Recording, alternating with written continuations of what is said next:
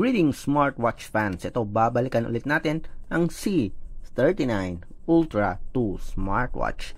At sa video na ito, papakita natin sa inyo kung paano nga ba i-set up ang C39 Ultra 2 smartwatch sa kanyang support app. So, ang smartwatch na ito ay gumagamit ng Hiwear Plus application based on dito sa user manual. So, gumagamit ng Hiwear Plus app na available sa Android at iOS. So, kung gusto nyong malaman kung paano nga ba mag-setup ng C39 Ultra 2 smartwatch sa inyong phone, panoorin nyo yung video na ito.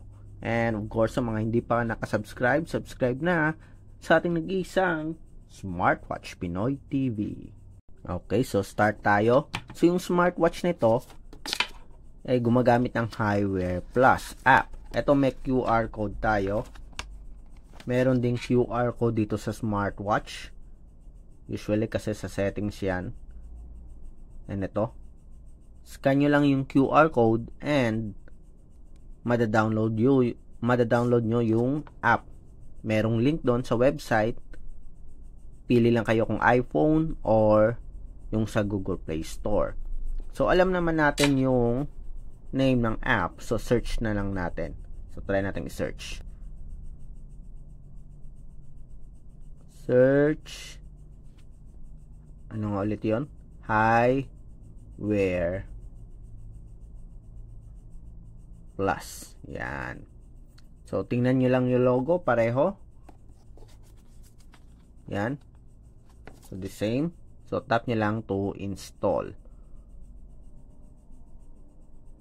So, automatic magda-download yan. And diretsyo na yung pag-install ng application. So, hintayin na natin na matapos.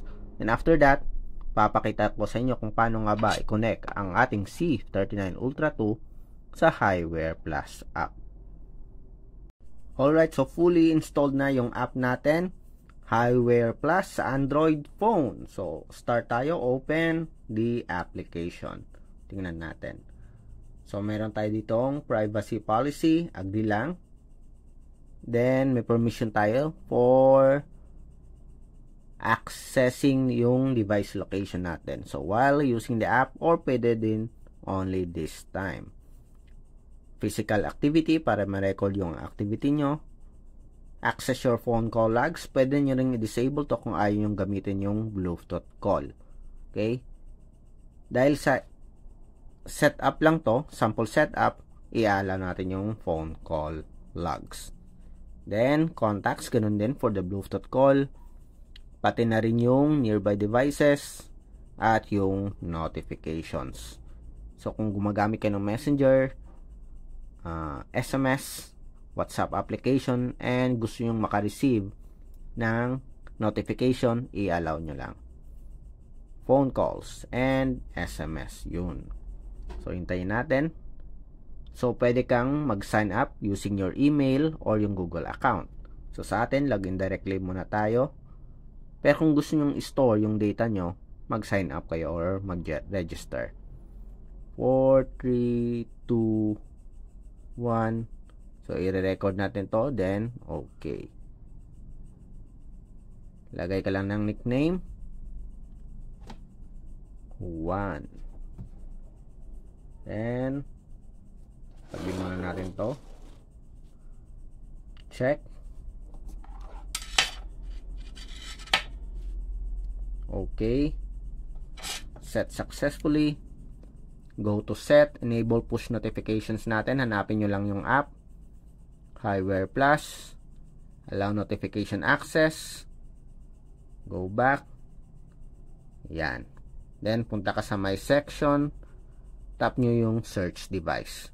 Pag hindi pa naka-activate yung Bluetooth nyo, mag-notice yan na kailangan yung i-open yung Bluetooth connectivity nyo. Pero kung activated naman, no need na.